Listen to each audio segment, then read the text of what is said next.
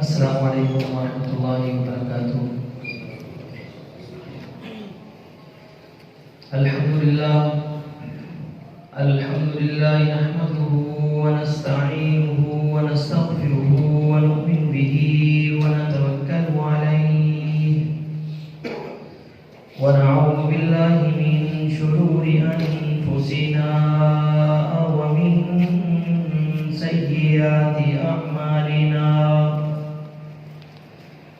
من يهده الله فلا مضل له ومن يضلل فلا هادي له، وأشهد أن لا إله إلا الله وحده لا شريك له، وأشهد أن محمدا عبده ورسوله۔ اللهم صل على محمد وعلى آل محمد كما صليت على إبراهيم وعلى آل إبراهيم إنك حميد مجيد۔ اللهم بارك على محمد وعلى آل محمد كما باركت على إبراهيم وعلى آل إبراهيم إنك حميد مجيد۔ من يطع الله ورسوله فقد رشد واهتدى، ومن يعص الله ورسوله فقد ضل وغوى۔ سبحانك لا علم لنا إلا ما علمتنا إنك أنت العليم الحكيم۔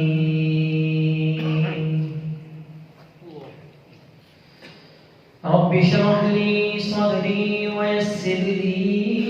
أمري واحلل عقدة من لساني يفقهوا قولي، رب زدني علما۔ أما بعد فإن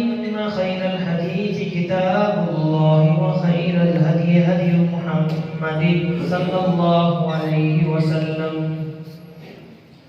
وشر الأمور محدثاتها، وكل محدثة بدعة، وكل بدعة ضلالة، وكل ضلالة في النار۔ أعوذ بالله السميع العليم من الشيطان الرجيم، من همزه ونفخه ونفثه۔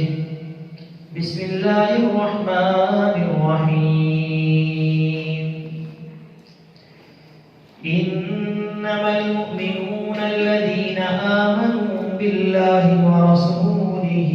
ثم لم يرتابوا وجاهدوا بأموالهم وأنفسهم في سبيل الله، أولئك هم الصادقون۔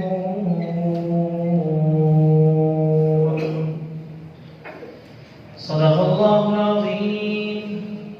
وصدق رسوله النبي الكريم، ونحن على ذلك من الشاهدين والشاكرين، والحمد لله رب العالمين۔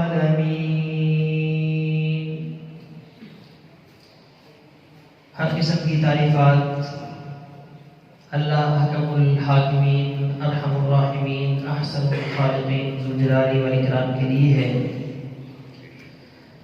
اور لاقدہ درود و سلام ہو امام الانبیاء والمرسلین، شفیع الموحدین، سید الاولین والآخرین کی ذات مقدسہ مطہرہ معظمہ پر۔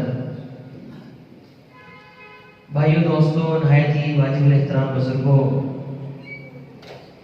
اللہ رب العزت نے قرآن مجید میں ارشاد فرمایا، مومنین کی دو صفتوں کا بیان کیا ہے۔ کہ انما المؤمنون الذین آمنوا باللہ ورسولہ، کہ سچے مومن حقیقی ایمان والے وہ لوگ ہیں جو اللہ پر اور اس کے رسول پر ایمان لاتے ہیں، ایمان لانے کے بعد ثم لم یرتابوا، پھر اس میں وہ شک نہیں کرتے، وجاہدوا باموالہم وانفسہم، اپنے مالوں کے ذریعے سے، اپنی جائیداد کے ذریعے سے اور اپنی جانوں کے ساتھ وہ اللہ کے راستے میں جہاد کرتے ہیں، اولئک هم الصادقون، یہی وہ لوگ ہیں جو کہ سچے ہیں، یہی وہ لوگ ہیں جو کہ صادق ہیں۔ اللہ نے اس آیت مبارکہ کے اندر اہل ایمان کی دو صفتوں کا بیان کیا ہے کہ پہلی صفت یہ ہے کہ اللہ اور اس کے رسول پر ایمان لاتے ہیں، اللہ کو سچا جانتے ہیں، اسی کی ذات کو ہر اعتبار سے مانتے ہیں، اور پھر دوسری صفت یہ بیان فرمائی کہ اس میں وہ ذرہ برابر بھی شک نہیں کرتے، اور اس کے ساتھ ساتھ ایمان لانا دو طرح سے ہوتا ہے، ایک اللہ کی ذات پر ایمان لانا اور ایک اللہ رب العزت کی صفات پر ایمان لانا، اس کے فرمان پر ایمان لانا۔ اللہ کی ذات کو ایک ماننا، اسی کو عبادت کے لائق سمجھنا، اور اللہ رب العزت کے ہر فرمان ہر حکم کو دل و جان سے تسلیم کرنا، اس میں ذرہ برابر بھی شک نہ کرنا۔ اسی طریقے سے نبی اکرم صلی اللہ علیہ وسلم پر بھی ایمان لانا دو طرح سے ہے، ایک اللہ کے نبی صلی اللہ علیہ وسلم کی ذات پر ایمان لانا، آپ کو خاتم الانبیاء سمجھنا، آپ کو افضل الانبیاء سمجھنا، آپ کو اکرم الانبیاء سمجھنا، سب انسانوں سے بڑھ کر آپ کو صاحب فضیلت سمجھنا، اور آپ کی ذات کو مخلوق میں سے سب سے ارفع و اعلیٰ سمجھنا، یہ ہے آپ صلی اللہ علیہ وسلم کی ذات پر ایمان لانا۔ اور دوسری بات یہ ہے کہ آپ صلی اللہ علیہ وسلم کی بات پر بھی ایمان لانا، کہ جہاں آپ صلی اللہ علیہ وسلم کی بات آ جائے، جہاں آپ کا کوئی فیصلہ آ جائے، آپ کا کوئی حکم آ جائے، کوئی حدیث آ جائے، اس کو ماننے کے لیے اپنی عقل کو وہ معیار نہ بنائے، اپنی برادری کو وہ معیار نہ بنائے، کسی حلقے کو اللہ کے رسول صلی اللہ علیہ وسلم کی حدیث کے مقابلے میں، حکم کے مقابلے میں معیار نہ بنائے کہ وہ اس کے تحت مانے یا نہ مانے، یہ پیغمبر پر ایمان لانا نہیں ہے۔ عقل قبول کرے یا نہ کرے، اللہ کے نبی صلی اللہ علیہ وسلم کی بات کو، آپ کے حکم کو، آپ کی ایک ایک حدیث کے اوپر ذرہ برابر بھی شک نہ کرے، بلکہ دل و جان سے اس کو من و عن تسلیم کرے۔ یہ ہے اللہ کے پیغمبر کے اوپر ایمان لانا، ذات کے اعتبار سے بھی اور آپ کے فرمان کے اوپر بھی۔ اور پھر اس فرمان کو دل و جان سے تسلیم کرے، پھر اس کے اوپر وہ عملی شکل دے، عمل کرے۔ اللہ نے جو قرآن کی آیت میں فرمایا کہ ثم لم یرتابوا، کہ پھر وہ اس میں شک نہیں کرتے ذرہ برابر بھی، اس پر غور کریں، اور پھر اپنے اسلاف کی سیرت کا مطالعہ کریں، دیکھیں کہ ہمارے اسلاف کس انداز سے حدیث کے اوپر عمل پیرا تھے، کتنی سچائی کے ساتھ، کتنے یقین کے ساتھ، بغیر شک کیے ہوئے وہ حدیث رسول پر ایسے عمل کرتے تھے۔ اور ہمارے اسلاف میں کون ہے؟ مسلمانوں کے اسلاف میں سب سے پہلے صحابہ اکرام ہیں، پھر تابعین اعظام ہیں، اور پھر ائمہ اکرام، محدثین کرام، مجتہدین، یہ سب ہمارے اسلاف ہیں۔ اور ان کا نبی اکرم صلی اللہ علیہ وسلم کی ذات پر، آپ کی بات پر کیسا یقین تھا، کیسا ایمان تھا، ہم اس بات کو ایک مثال سے سمجھتے ہیں۔ ایک مثال میں آپ کے سامنے پیش کرتا ہوں کہ نبی اکرم صلی اللہ علیہ وسلم کی ایک حدیث ہے کہ جس سے آپ اندازہ لگا سکتے ہیں کہ ہر دور کے مسلمانوں نے آپ صلی اللہ علیہ وسلم کی ذات پر، آپ کی بات پر کیسا یقین کیا۔ آپ کی حدیث ہے کہ ماء زمزم لما شرب لہ، زمزم کا پانی ایک ایسا پانی ہے کہ جس کو آپ جس بھی نیت کے ساتھ، جس بھی ارادے کے ساتھ پیئیں گے، آپ کی جو بھی آرزو ہوگی، آپ کی جو بھی تمنا ہوگی، لما شرب لہ، وہ پانی آپ کا وہ کام کر دے گا۔ یہ ایک حدیث ہے جو کہ مسند احمد کے اندر ہے، وہ دیگر بہت سی حدیث کی کتابوں کے اندر موجود ہے، اور اسی طریقے سے مستدرک حاکم کے اندر یہ الفاظ بھی ہیں کہ وَإِن شَرِبْتَهُ تَسْتَشْفِي بِهِ شِفَاءَ اللَّهِ، اگر آپ نے زمزم کا پانی اس ارادے کے ساتھ پیا کہ اللہ رب العزت آپ کو اس پانی کی وجہ سے، برکت سے شفا عطا فرما دے، تو شفاء اللہ بھی، اللہ رب العزت آپ کو شفا عطا فرما دے گا۔ وَإِن شَرِبْتَهُ مُسْتَعِيذًا، اگر تم نے یہ پانی پیتے ہوئے اللہ سے یہ دعا کی کہ آپ کو دشمن کا خطرہ ہے، کسی کا خوف آپ کے دل میں ہے، آپ نے اللہ سے پناہ مانگی، اللہ میرے دشمن کو مجھ پر حاوی مت کرنا، آپ نے دشمن کی پناہ مانگتے ہوئے یہ زمزم کا پانی پیا، اعاذک اللہ، اللہ رب العزت آپ کو پناہ دے دے گا۔ وَإِن شَرِبْتَهُ لِيَقْطَعَ ظَمْأَكَ قَطَعَهُ، اگر آپ نے زمزم کا پانی اس نیت سے پیا کہ اللہ رب العزت آپ کی پیاس بجھا دے، تو حدیث میں آتا ہے قَطَعَهُ، اللہ آپ کی پیاس کو بجھا دے گا۔ جو بھی ارادہ، جو بھی نیت آپ کی ہوگی یہ زمزم کا پانی پیتے ہوئے، بشرطے کہ آپ کا یقین ہو، آپ کو اس حدیث میں ذرہ برابر بھی شک نہ ہو، پھر یہ پانی اپنا اثر کرے گا، پھر یہ اللہ کا حکم ہوگا، آپ جس ارادے کے ساتھ پیئیں گے آپ کا وہ کام ہو جائے گا۔ اب آپ دیکھیں ہمارے اسلاف کا ان فرامین کے اوپر ایمان کیسا تھا، کیسا یقین تھا کہ سیدنا عمر بن خطاب رضی اللہ تعالی عنہ مکہ گئے حج کرنے کے لیے، تو سب سے پہلے زمزم کے کنویں کے پاس گئے، ہاتھ میں پانی لیا، اور پانی پینے سے پہلے اللہ سے دعا کرتے کہ یا اللہ، تیرے نبی کا فرمان ہے کہ ماء زمزم لما شرب لہ،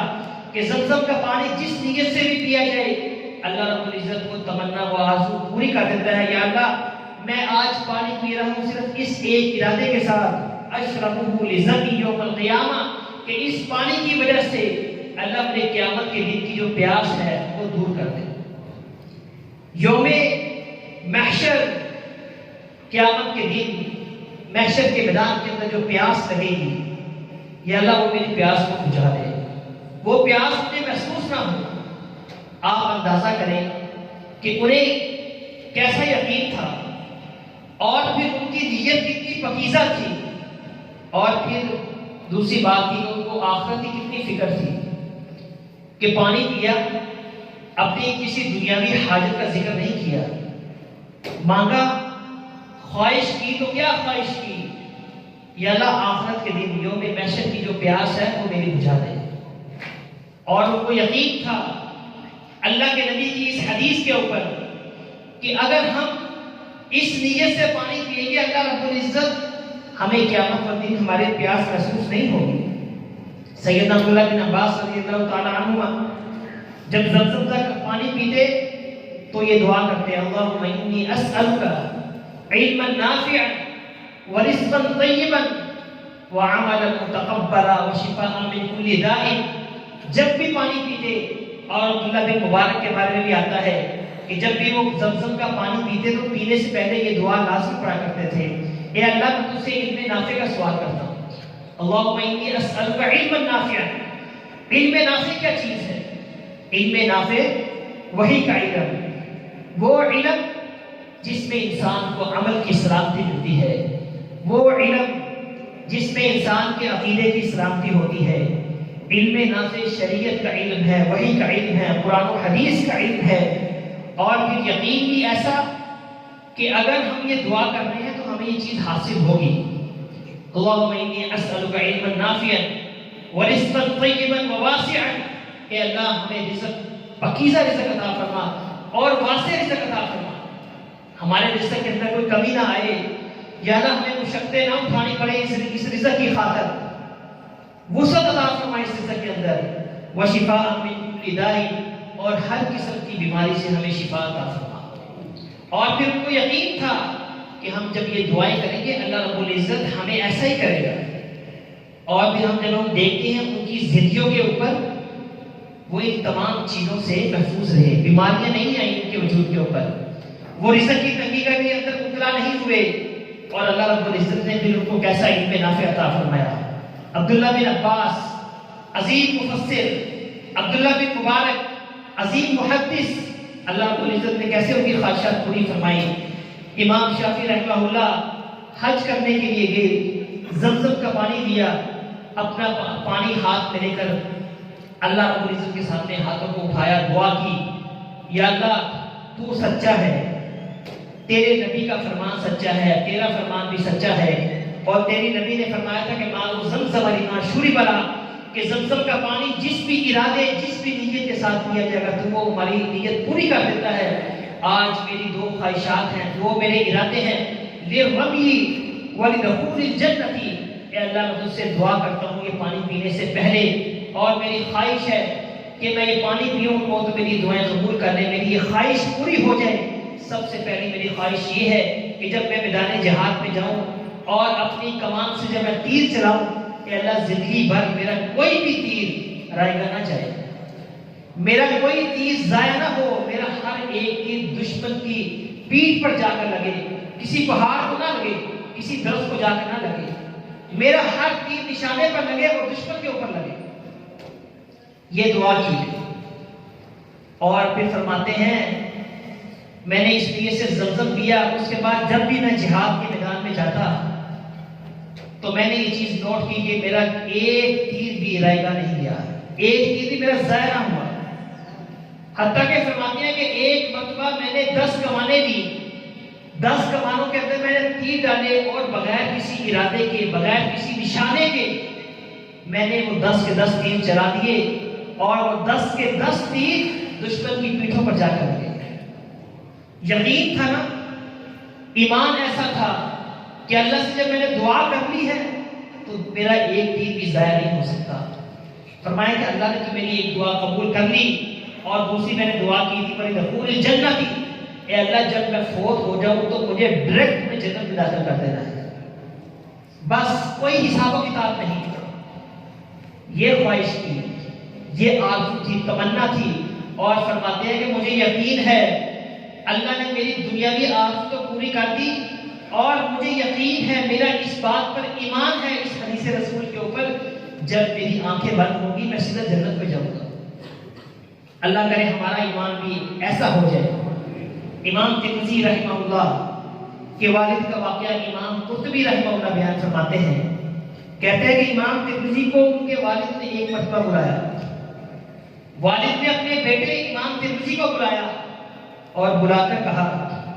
کہ بیٹا میں نے تیرا جذبہ دیکھ لیا ہے، تیرا شوق میں نے دیکھ لیا ہے، تو ہر وقت حدیث کو یاد کرتا ہے، پڑھتا ہے، سنتا ہے، حدیث کو سننا، لکھنا اور یاد کرنا تیرا مشغلہ بن چکا ہے، اور یہ بہت ہی پاکیزہ مشغلہ ہے، تیرا جذبہ نہایت ہی قابل قدر ہے، لیکن ایک بات یاد رکھنا، ان احادیث کو سمجھنے سے پہلے، ان احادیث کو یاد کرنے سے پہلے، ان احادیث کو لکھنے سے پہلے اللہ کے نبی صلی اللہ علیہ وسلم کے ایک ایک فرمان کے اوپر تم نے پورا پورا یقین کرنا ہے، ذرہ برابر بھی شک نہیں کرنا۔ اے بیٹے یاد رکھو، اگر تو نے ذرہ برابر بھی اس میں شک کیا تو تیری ساری کی ساری محنت ضائع ہو جائے گی، برباد ہو جائے گی۔ اور پھر اپنی مثال دیتے ہیں، بیٹا مجھ پر اللہ کا فضل ہے کہ میں نے اللہ کی نبی کی ایک ایک حدیث کے اوپر کیسے عمل کیا، کیسا میرا یقین پختہ ہے، ایسا یقین تو بھی اپنے اندر پیدا کر لے۔ اپنے بیٹے کو سمجھا رہے ہیں، بیٹا جیسا اللہ نے مجھ پر فضل کیا کہ میرے اندر ایک ایک حدیث کے بارے میں یقین اور پختگی، ایسا ایمان اللہ نے مجھے پیدا کیا، عطا فرمایا ہے، تو بھی اپنے اندر حدیث کے حوالے سے یقین پیدا کر لے، ذرہ برابر بھی تیرے بارے میں شک نہیں ہونا چاہیے۔ مثال دی ماء زمزم لما شرب لها، اللہ کے نبی کی یہ حدیث ہے، زمزم کا پانی جس بھی ارادے سے پیے جائے اللہ تمہارا وہ حاجت پوری کر دیتا ہے۔ کہتے ہیں بیٹا میں حج کرنے کے لیے گیا، میرا بڑھاپا تیرے سامنے ہے، میں بوڑھا ہوں۔ جب میں حج کرنے کے لیے گیا تو میں عشاء کی نماز پڑھنے کے بعد مطاف کے اندر داخل ہوا طواف کرنے کی نیت سے۔ جب میں نے طواف شروع کیا، میرا دوسرا یا تیسرا چکر تھا کہ مجھے پیشاب کی حاجت ہوئی، مجھے سب پیشاب کی حاجت ہوئی۔ میں نے بڑا صبر کیا، برداشت کرنے کی کوشش کی کہ میں بوڑھا ہوں، اتنا رش ہے، اور مطاف سے باہر نکل کر جانا، پھر حمام میں جانا بہت ہی مشکل لگا مجھے۔ میں نے بڑی اس کو برداشت کرنے کی کوشش کی، لیکن جب تکلیف بڑھ گئی، فَأَخَذَنِي مِنَ الْبَوْلِ، جب پیشاب کی شدت نے مجھے تکلیف میں اترا کیا تو فوراً میرے ذہن کے اندر نبی اکرم صلی اللہ علیہ وسلم کی حدیث آ گئی، یہی والی حدیث ماء زمزم لما شرب لها۔ کہا بیٹے یہ جب یہ حدیث میرے ذہن میں آ گئی تو میں اسی یقین اور ایمان کے ساتھ زمزم کے کنویں کے پاس گیا، اور میں نے زمزم کا پانی اپنے ہاتھ میں لیا اور اللہ سے ارادہ کیا، اللہ میری اس تکلیف کو دور کر دے، میں بوڑھا ہوں، میں اس وقت طواف کو مکمل کیے بغیر یہاں سے نہیں نکل سکتا، اور پھر میرے واپس آنا بھی میرے لیے مشکل ہے۔ میں نے اس نیت سے زمزم کا پانی پیا۔ آپ اندازہ کریں، ایک پیشاب کی حاجت ہے اور پانی اس حاجت کو بڑھاتا ہے، زیادہ کرتا ہے۔ اب وہ اس زمزم کے پانی کو پی رہے ہیں اس ارادے کے ساتھ۔ فرماتے ہیں بیٹا میں نے جب پانی کا صرف ایک ہی گلاس پیا تھا، اللہ رب العزت نے میری اس حاجت کو دور کر دیا، اور فرماتے ہیں کہ صبح فجر کی نماز تک مجھے دوبارہ پیشاب کی حاجت نہیں ہوئی۔ یہی والی بات مدینہ یونیورسٹی کے اندر میرے استاد نے بھی مجھے بتائی، شیخ ڈاکٹر خالد بغدادی تھے، ہمیں کلاس پڑھا رہے تھے، وہ بتاتے ہیں کہ مجھے بھی ایک مرتبہ ایسی حاجت پیش آ گئی، تو میں نے بھی زمزم کا پانی اسی ارادے کے ساتھ پیا۔ حج کے دنوں کے اندر مطاف سے نکل کر باہر جانا بہت مشکل کام ہوتا ہے، کہتے میں نے اسی ارادے کے ساتھ پانی پیا تو اللہ رب العزت نے میری اس حاجت کو ختم کر دیا، تکلیف کو دور کر دیا۔ آپ اندازہ کریں کہ ایک ایک نقطے پر کیسا ایمان، کیسا یقین تھا۔ یہ ہے ہمارے اسلاف، یہ ہے ان کا طرز عمل۔ ہمیں بھی اپنے اندر ایسا ایمان، ایسا یقین پیدا کرنے کی ضرورت ہے۔ بات ہو رہی تھی کہ اللہ اس کے رسول پر ایمان لانا، پھر اس پر شک نہیں کرنا۔ شک کے ضمن میں ہم نے آپ کے سامنے ایک مثال پیش کی کہ ہمارے اسلاف کا ایمان کیسا تھا، کیسا یقین تھا۔ بہت ساری باتیں ہیں اس ضمن میں کرنے والی، سمجھانے والی۔ ابھی وقت تھوڑا ہے، انشاءاللہ ہم آئندہ جمعے اپنی بات کو یہیں سے بڑھائیں گے۔ اللہ رب العزت ہمارے اندر بھی جیسا ہمارے اسلاف کے حوالے سے ان کے اندر ایمان و یقین تھا، اللہ ہمارے اندر بھی ایسا ایمان و یقین پیدا فرمائے۔ کچھ سوالات ہیں جو کہ گزشتہ جمعے کیے گئے تھے، ابھی ان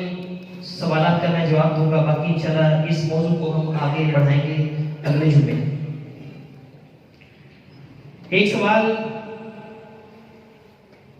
یہ کیا گیا کہ کیا نبی پاک صلی اللہ علیہ وسلم کے دور میں کوئی اس طرح کا واقعہ ہوا ہے کہ جس میں دنیا کا وقت تھم گیا ہو،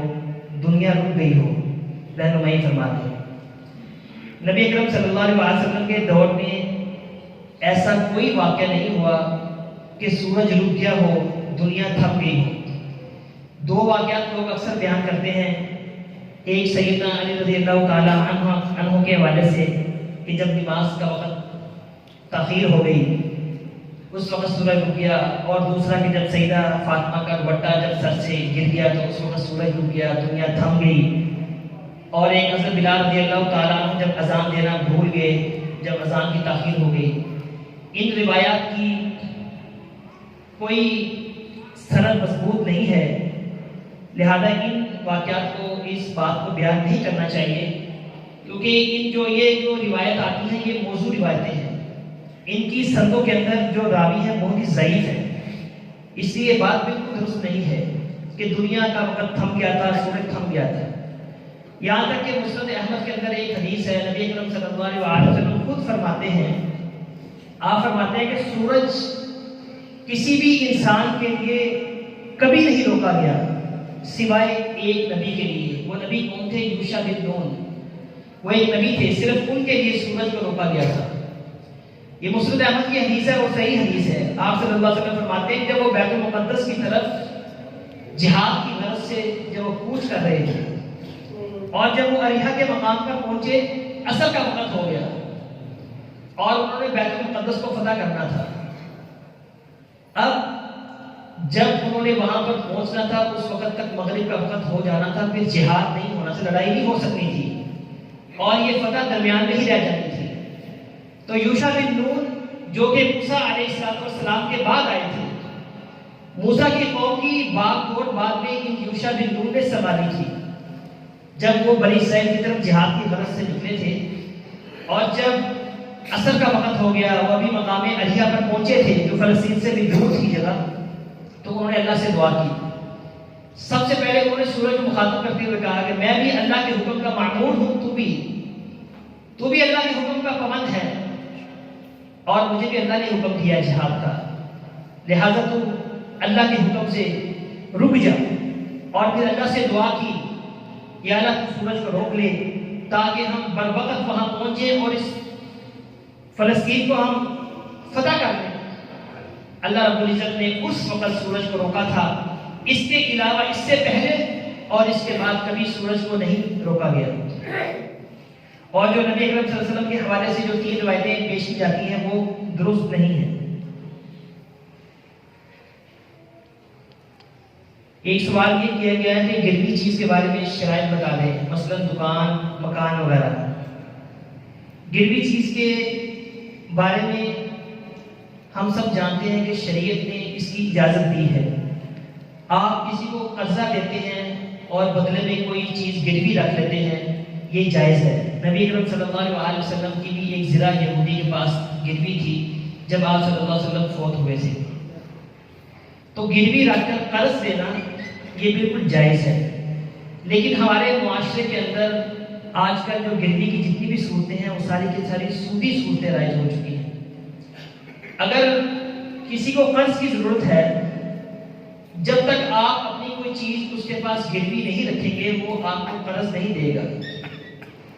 لیکن شریعت کا حکم یہ ہے کہ گروی چیز کو آپ خود سے استعمال نہیں کر سکتے. گروی چیز کو استعمال کرنا منع ہے. آج کل ہم دکان یا مکان گروی رکھ دیتے ہیں یا لے لیتے ہیں اور قرض دے دیتے ہیں اور پھر اس گروی مکان کے اندر ہم رہتے ہیں، اس دکان کو ہم استعمال کرتے ہیں اور اس کا کرایہ بھی ہم خود ہی استعمال کرتے ہیں. اور پھر ہم نے یہ ہیلا بھی نکالا ہے. جب لوگوں نے کہا، ائمہ کرام نے کہا کہ یہ حرام ہے، تو پھر لوگوں نے یہ ہیلا یہ نکال دیا کہ برائے نام سا کرایہ رکھ لیتے ہیں. اگر ایک مکان کا کرایہ 10,000 روپے ہے، ہم اس کا برائے نام سے کرایہ رکھ لیتے ہیں 3,000 یا 2,000 روپے. یہ ہیلا ہم نے تلاش کیا ہے اس کو حلال کرنے کا. تو اس طریقے سے یہ چیز حلال نہیں ہو جاتی. ہر وہ قرض جو تمہیں نفع دے وہ حرام ہے، وہ سود ہے. سود کی تعریف یہی ہے کہ کل قرض جب نفع فهو ربا، ہر قرض جو نفع لے کر آتا ہے وہ سود ہے. آپ نے کسی کو قرض دیا، بدلے میں آپ نے اس کا گروی مکان دے دیا، آپ اس کی دی ہوئی گروی چیز کو استعمال کر رہے ہیں، اس سے فائدہ اٹھا رہے ہیں، یہ جائز نہیں ہے. جائز اس صورت میں ہو سکتا ہے کہ آپ اس کا جتنا بھی کرایہ ہے جو بنتا ہے مارکیٹ کے حساب سے، اس کرائے کو آپ اس کے بعد مالک کو واپس کریں، یا جو رقم قرض دی گئی ہے اس میں سے اس کو منہا کریں، مائنس کریں. اس صورت میں گروی چیز کو آپ استعمال کر سکتے ہیں تاکہ اس کا قرض بھی اتر جائے اور آپ کے اوپر یہ سود کا جو وبال ہے وہ بھی نہ پڑے. تو اس صورت کو ہمیں اختیار نہیں کرنا چاہیے، اس سے بچنا چاہیے. صرف گروی وہ چیز سے آپ فائدہ اٹھا سکتے ہیں جیسے گائے ہے، کوئی جانور ہے، گھوڑا ہے، بکری ہے، وہ آپ کے پاس گروی ہے، آپ اس کو چارہ ڈالتے ہیں، آپ اس کو پانی دیتے ہیں، اس کا آپ خیال رکھتے ہیں، اس کے اوپر آپ خرچ کرتے ہیں، تو بدلے میں آپ اس کا دودھ استعمال کر سکتے ہیں، گھوڑے کو آپ بطور سواری کے استعمال کر سکتے ہیں. ایسی گروی چیز جو پڑی رہے اور اس کے ضائع ہونے کا خدشہ نہ ہو اس کو استعمال کرنا جائز نہیں ہے. لیکن جو دوسری چیزیں ہیں جیسے بکری وغیرہ، اگر آپ اس کے خیال نہیں کریں گے، اس کی دیکھ بھال نہیں کریں گے تو وہ مر جائے گی. تو جب اس کو آپ چارہ دیتے ہیں، اس کے اوپر آپ خرچ کرتے ہیں، تو بدلے میں آپ اس کا دودھ استعمال کر سکتے ہیں. تو شریعت کا حکم یہی ہے کہ بطور ضمانت جو بھی چیز گروی رکھی جائے اس کو ہم استعمال نہیں کر سکتے. ایک سوال ہے کہ آب زمزم کا پانی کسی بھی قسم کا لیکوڈ یا کسی بھی قسم کا لیکوڈ بغیر کسی مجبوری کے کھڑے ہو کر پی سکتے ہیں یا نہیں؟ وضاحت فرما دیں. زمزم کا پانی کھڑے ہو کر جو پیتے ہیں نا ہم اکثر لوگ، یہ بھی ایک غلط فہمی ہے کہ نبی اکرم صلی اللہ علیہ وسلم نے جب حج کے موقع پر رش بہت تھا، کیچڑ تھا، تو آپ صلی اللہ علیہ وسلم نے کھڑے ہو کر پانی پی لیا تھا. اس کا یہ مطلب نہیں کہ زمزم کا پانی جب بھی آپ کے ہاتھ میں آئے آپ بیٹھے ہو اور کھڑے ہو کر آپ پانی پینا شروع کر دیں. جو بھی لیکوڈ چیز ہے، چاہے زمزم ہو یا عام پانی ہو، اس کو بیٹھ کر ہی پینا چاہیے. زمزم کو خاص طور پر کھڑے ہو کر پینا یہ عمل درست نہیں ہے. اور کوئی بھی پانی ہو، چاہے وہ زمزم ہو یا دوسرا عام پانی ہو، اس کو کھڑے ہو کر پینا بھی جائز ہے. سیدنا عمر بن خطاب، عثمان غنی، سیدنا علی رضی اللہ تعالیٰ عنہ، موطا امام مالک کی روایت ہے کہ کانوا یشربون قائما ولا يرون به بأسا، کہ وہ کبھی کبھی کھڑے ہو کر پانی بھی پی لیا کرتے تھے اور اس عمل کے اندر وہ کوئی حرج نہیں سمجھتے تھے. تو لہذا کھڑے ہو کر پانی پینا جائز ہے، حرام نہیں ہے.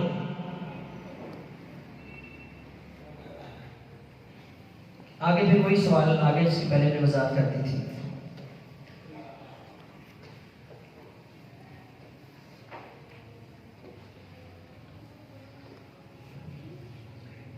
اللہ رب العزت جو کچھ بیان کیا ہے، اللہ رب العزت ہمیں اس پر عمل کرنے کی توفیق عطا فرمائے، اور جو مسئلے کی وضاحت کی گئی ہے اس کے مطابق ہمیں ہر قسم کے جو سودی معاملات ہیں اس سے بھی بچنے کی توفیق عطا فرمائے. اقول قولی ھذا استغفر اللہ لي ولکم واخر دعوانا الحمد للہ رب العالمین.